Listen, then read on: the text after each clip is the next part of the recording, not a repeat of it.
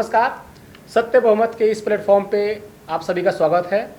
आज हम सत्य बहुमत के इस प्लेटफॉर्म पे एक बहुत ही जरूरी मुद्दे पर चर्चा करने के लिए एकत्रित हुए हैं। हमारे साथ सत्य बहुमत पार्टी के संस्थापक आदरणीय सतदेव चौधरी जी हैं। नमस्कार।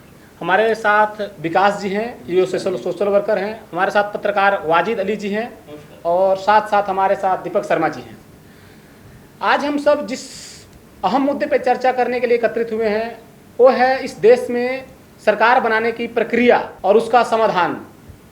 अभी हाल ही में आपने देखा होगा कि मशहूर यूट्यूबर ध्रुव राठी जी का एक वीडियो आया है जिसमें उन्होंने डिक्टेटर, भारत में तानाशाही पर एक बहुत ही चर्चित वीडियो बनाई है।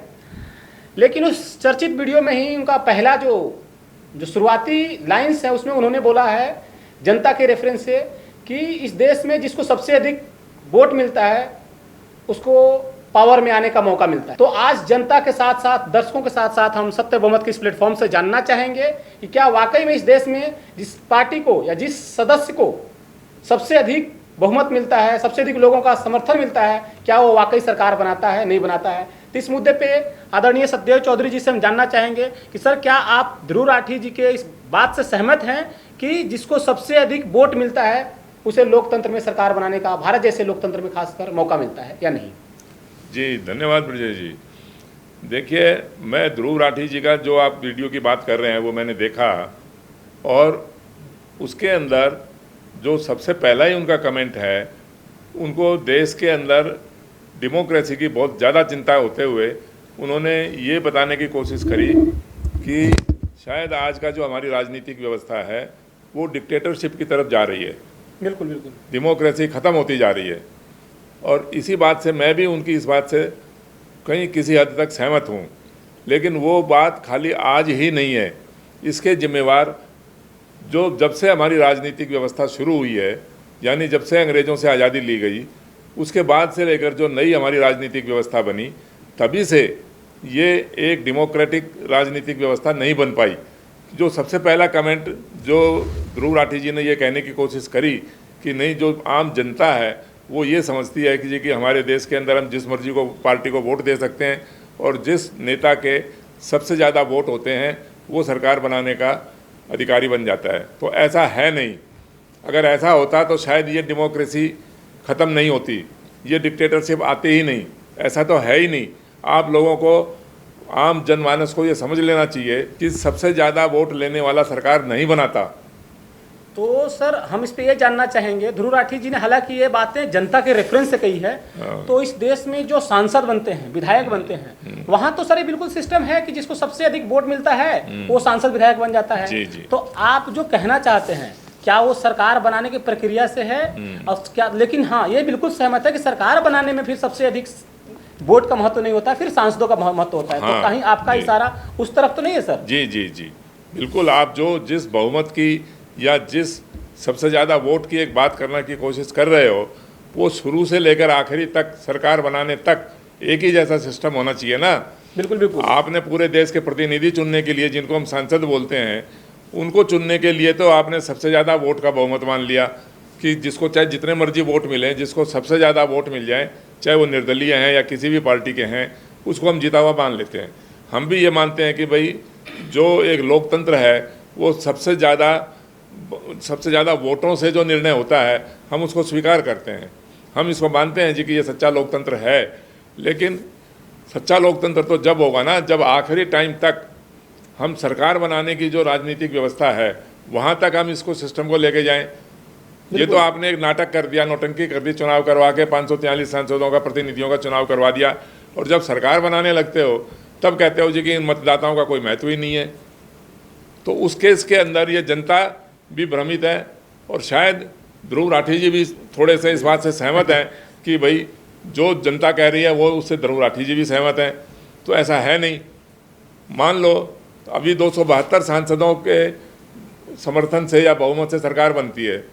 हम सिर्फ दो ही पार्टी मानते हैं कि देश के अंदर चुनाव में भाग लिया। एक पार्टी ने 300 सांसद जीत लिए, प्रतिनिधि बन गए, और एक पार्टी के 243 प्रतिनिधि सांसद बन गए। अब आप मुझे ये बताइए कि दोनों पार्टियों के अंदर क्या वोट भी एक जैसे ही हैं? नहीं, बिल्कुल ऐसा नहीं होता। एक जैसा नहीं है ना। नहीं होता। मैं ये कह रहा हूँ कि 300 सांसद के पास में वोट कम है, मान लो 45 लाख वोट हैं और 243 सांसदों वाली पार्टी के पास में वोट ज़्यादा हैं, 55 लाख वोट हैं, तो अब बहुमत किसका माना जाएगा? स्वाभाविक सी बात है, 55 लाख वाले के पास हाँ, तो बहुमत वो है। लेकिन ऐसा है नहीं ना। हाँ, मेरी भी इतनी उम्र हो गई और मैंने पूरे इतने 1952 से लेकर आज तक के मैं चुनाव देख रहा हूँ, ऐसा मैंने कहीं भी आज तक सुना नहीं, किसी संविधान में मैंने नहीं देखा, किसी कानून के अंदर ऐसा नहीं देखा, किसी पॉलिटिकल पार्टी के लीडर से बात करते हुए मैंने ऐसा नहीं देखा। वो तो कहते हैं जी कि 543 सांसदों के चुनाव करवा लो, प्रतिनिधियों के, और फिर उसके बाद में 272 इकट्ठे कर लो, वो जैसे मर्जी इकट्ठे करो, आप खरीदो उनको, जो मर्जी भ्रष्ट समझौते करो और डराओ धमकाओ, जो मर्जी करो, आप 272 एक तरफ ले आओ और सरकार बना के बैठ जाओ। तो जिसके पास पैसा है, धनबल है, जिसके पास बाहुबल है, वो सरकार बना लेगा। संख्या उसमें चाहे जीते हुए सांसद की हो या हारे हुए सांसद की हो। नहीं 272 देखिए, का आंकड़ा पूरा आज करने की। आज आज के दिन तो बात यह है ना कि हारा हुआ सांसद तो सांसद बनता ही नहीं है, हारे हुए सांसद के पास तो कुछ वोट हैं। यहाँ ये बात तो आपकी ठीक है कि हारे हुए जो प्रतिनिधि जो हार गया वो सांसद तो नहीं है ना, और उस बात से हम सहमत भी हैं, लेकिन उसके जो वोटर हैं वो क्यों हार गए? उनका इस राजनीतिक व्यवस्था में कोई भी लेना देना नहीं है, कोई प्रभाव भूमिका है ही नहीं।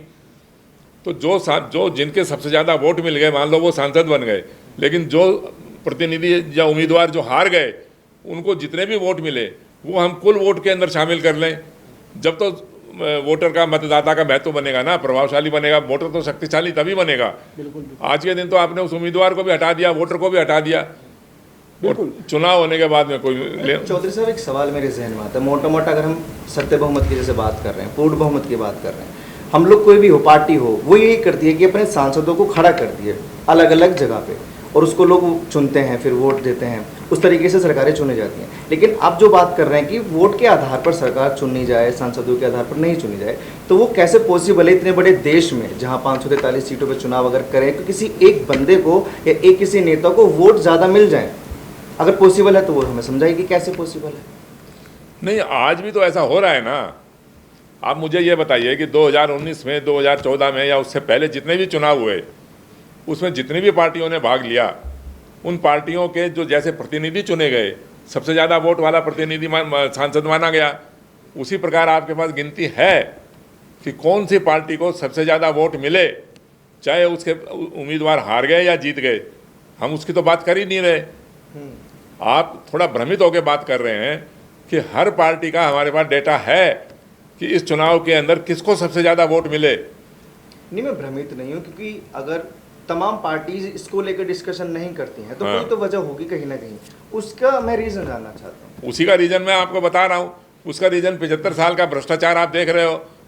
बिल्कुल बिल्कुल, हम अपने दर्शकों से बिल्कुल सही कह रहे हैं, दर्शकों से भी इस मुद्दे पे राय जानना चाहेंगे, और साथ ही साथ हमारे साथ विकास जी हैं, मैं उनसे भी करूंगा कि आपको क्या लगता है, आप इसका मतलब चौधरी साहब जो कह रहे हैं कि जो 75 सालों से इस देश में कभी भी बहुमत पे चर्चा ही नहीं हुआ, सरकार बनाने की प्रक्रिया पे चर्चा ही नहीं हुआ, तो कहीं सारी भ्रष्टाचार, सारी समस्याओं का जड़ इस बहुमत के जड़ में तो नहीं फंसा है? आपका क्या विचार है इस पे? जी धन्यवाद ब्रजेश जी, आपने बिल्कुल से उठाया। जो आपने कहा कि बहुमत ही सबसे बड़ा कारण है, तो जो ध्रुव राठी का वीडियो आया तो उन्होंने शुरुआती शब्द ये कहे कि डेमोक्रेसी खतरे में है, डेमोक्रेसी ख़त्म हो रही है, खतरे में है, ऐसा हमने सुना। डेमोक्रेसी है ही नहीं, कई बार ऐसे बुद्धिजीवी भी बोलते हैं। और फिर उन्होंने ये कहा कि लोग ऐसा मानते हैं कि नहीं जी डेमोक्रेसी तो है, डेमोक्रेसी नहीं होता तो चुनाव क्यों हो रहे हैं, चुनाव हो रहे हैं तो फिर ये जिसको सबसे ज़्यादा वोट आते हैं उस पॉलिटिशियन को सरकार बनाने का अधिकार मिलता है। तो मतलब कि बहुमत वोट कम होता है, एक तरह से यही बात उनकी इस बात में दिख रही है। हाँ, उनकी बातें कह रही है, ऐसा है नहीं सर, जबकि प्रैक्टिकली ऐसा है नहीं। जब भी चुनाव होते हैं तो हर एक पार्टी अपने उम्मीदवार खड़ी करती है और वोट तो उम्मीदवार को मिलता है, और उस वोट से उम्मीदवार जीतता हारता है वोटों के बहुमत के आधार पे। ये बात तो यहाँ तक ठीक है, लेकिन जब सरकार बनानी होती है फिर वो जो बहुमत का जो खेल है वो कुछ और हो जाता है, वहाँ जादुई आंकड़ा होता है। अभी तक तो हम आज़ादी के बाद से 75 साल तक जादुई आंकड़े के आधार पे होते हैं, और वो जादुई आंकड़ा भी फ्लोर टेस्ट में इधर उधर होता है। वो जिस जादुई आंकड़ा जो 272 का है ना, तो भी गिरता है, वो भी फिर चेंज होता है। बिल्कुल तो एक बार और बहुमत फिसलता है, फिर फिसलता है। वो होता है फिर खरीद फरोख्त के ऊपर। भाई जब आपके जो संसद में जो उपस्थित जो सदस्य हैं वहाँ उस टाइम का बहुमत होता है। मान लीजिए कि उस दिन 543 की जगह अगर 500 हैं तो 251 का हो गया बहुमत। बिल्कुल बिल्कुल होता भी है ऐसा कि वो सांसदों को इस्तीफा दिलाया जाता तो है। फिर आप सारे सांसदों से क्यों नहीं वोट लेते? क्या है ऐसी कोई मैकेनिज्म नहीं बन सकता जिसमें कि हम सारे सांसदों से वोट ले सकते हैं? और 272 का जो जादुई आंकड़ा आप 10 दिन पहले मांग रहे थे फ्लोर टेस्ट में भी वही रहता, लेकिन फिर वहाँ कुछ और होता। तो ये तो बिना भ्रष्टाचार के ये आंकड़ों का खेल बनाना बिगाड़ना तो बिना भ्रष्टाचार के पॉसिबल है ही नहीं। जब भी ये सददेव चौधरी जी का भी कहना और इस बात से मैं भी सहमत हूँ कि ये अगर बहुमत फिक्स हो, बहुमत परिभाषित हो, वोट का बहुमत हो, तो फिर ये चीज़ें सारी बातें खत्म हो जाएगी। राजनीतिक भ्रष्टाचार जिसको हम बोल रहे हैं, खरीद फरोख्त लेन देन, ये तो हम देख रहे हैं ना, हम राज्यों में भी देख रहे हैं, केंद्र की सरकारों में भी देख रहे हैं। तो शुरू से ये 75 सालों से होता आ रहा है। चाहे एक ही पार्टी के 300 से ज़्यादा सांसद है, उसको भी हम मानते हैं कि वो भ्रष्टाचार है। आप उसको एक साथ जोड़ के रख कैसे सकते हो? 5 साल तक वो टिके कैसे रहेंगे बिना किसी लालच के, बिना लेन देन के? कोई ना कोई तो है ना समझौता, डील है जिससे कि वो एक साथ टिके हुए हैं। तो ये सारा खेल ये जो है ना सरकार बनाने की प्रक्रिया ही हमारे में गलत है, जिसकी वजह से सरकारों के सामने कोई मुद्दा जो कोई प्रायोरिटी है, जो समाज के अच्छे से अच्छे काम है, न्यायप्रिय लोकप्रिय व्यवस्था बन ही नहीं पाती वो।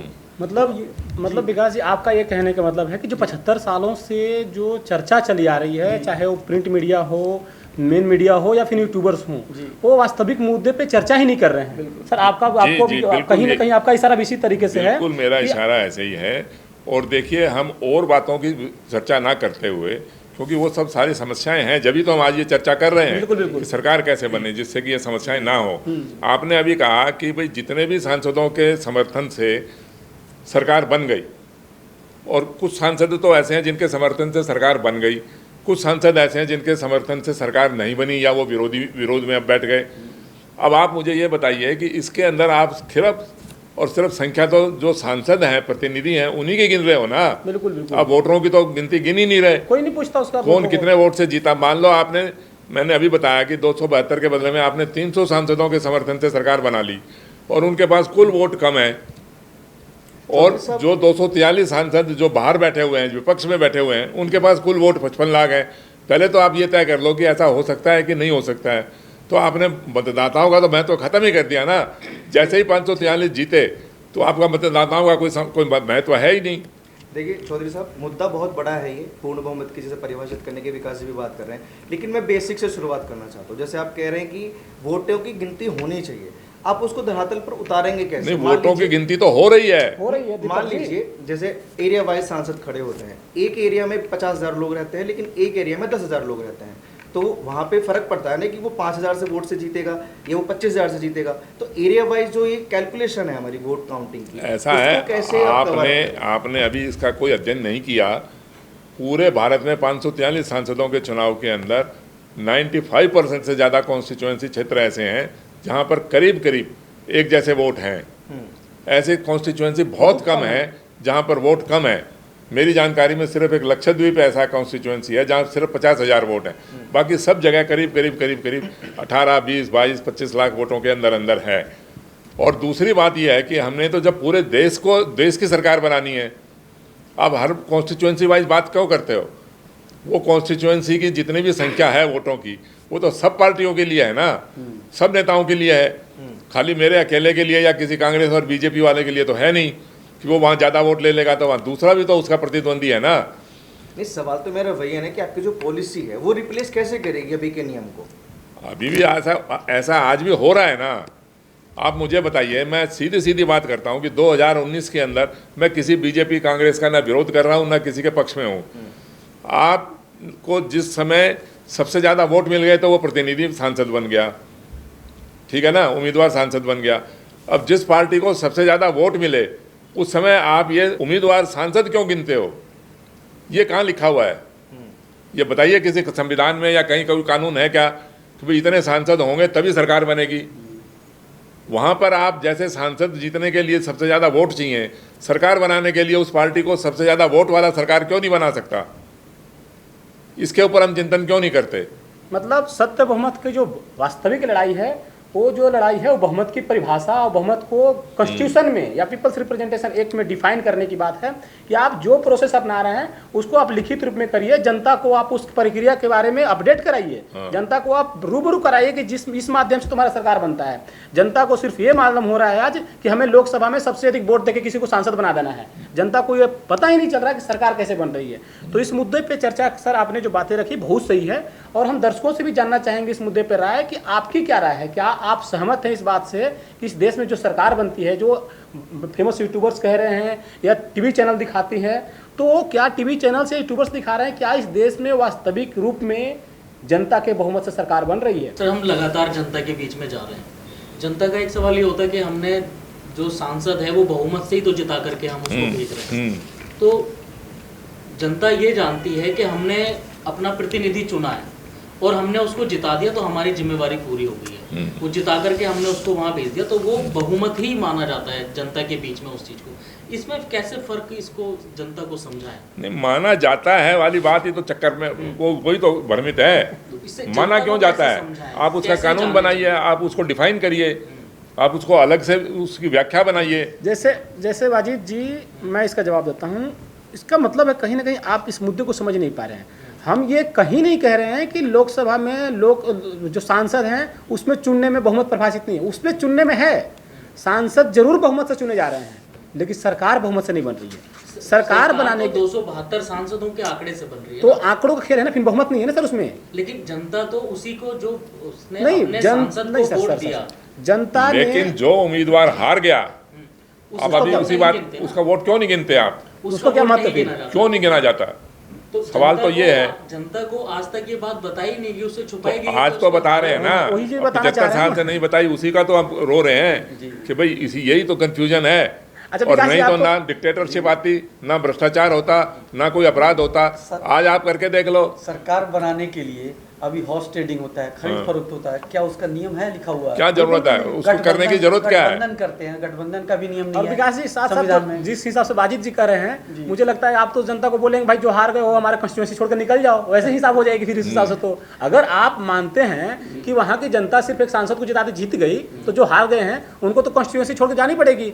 यहाँ देश छोड़ने की बात होती है, कॉन्स्टिट्यूएंसी तक चले गए आप। भ्रष्ट राजनीति है ना कि जिसको वोट दे के जिताया है ना, वो सांसद उस वोट देने वाले को दोबारा पूछने तक नहीं जाता, हारने वाले की तो दूर की बात है। बिल्कुल सही बात है, ऐसा ही होता है। क्यों इसकी ये कमी है ये इस राजनीतिक व्यवस्था में। अगर ये वोटों के बहुमत के आधार पर सरकार चुनी जाती तो हर सांसद ज़्यादा से ज़्यादा वोट लेने की एक होड़ होती, एक हेल्दी कॉम्पिटिशन होता, और फिर उसको पाने के लिए, वो सरकार में बने रहने के लिए वो झूठ और जुमलेबाजी का सहारा नहीं लेता, फिर सच्चाई और एक कार्यकुशलता के आधार पर बात होती है। बिल्कुल सही है। तो आम जनता आखिरी में एक चीज़ और मैं जानना चाहता हूँ, जैसे पता लग गया सबको कि ये चीज़ गलत है, आप मैसेज भी दे रहे हैं, लोगों को भरोसा कैसे दिलाएंगे कि हम इस व्यवस्था को बदल सकते हैं?